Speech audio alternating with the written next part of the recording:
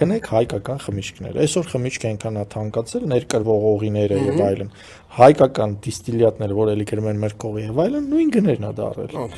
Ու հայկական մրգողիների ինքնարժեքը եւ ավելի բարձր է, եւ ավելի որակով է, քան դրսից ներմուծված այն օղիները, որը չգիտես ինչ սպիրտից են ստանում։ Եվ մեր տնտեսվարողներին օգուտ կտակ եւ ավելի օգտակար, եթե օգտակար չասեմ, նվազ վնասակար։ Այս նվազ վնասակար, այս ամբողջ տարվա համար եմ ասում։ Ամբողջ տարվա համար։ Ամբողջ տարվա համար։ 26 թվին,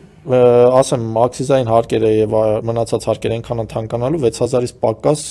սպիրտային խմիչք կարելի ասել չի լինելու։ Այսինքն ոնց 25-ին ենք խմենք, որ 26-ին 25-ից արդեն սովորեք դիստիլյատներին, տեղական խմիչքներին, թե գինիներին, կամ հա կոնյակը այ կոնյակը ինքն է։ Կոնյակը ինքն է, վիսկի, եթե սիրում եք վիսկի, չէ, վիսկի արդեն շոտլանդական կամ իռլանդական ինչ ուզում եք։ Դե հայկական գնեք։ Ես օղիների հետ եմ, դե մեկ ամենաշատը հայկական ունենք։ Վիսկի։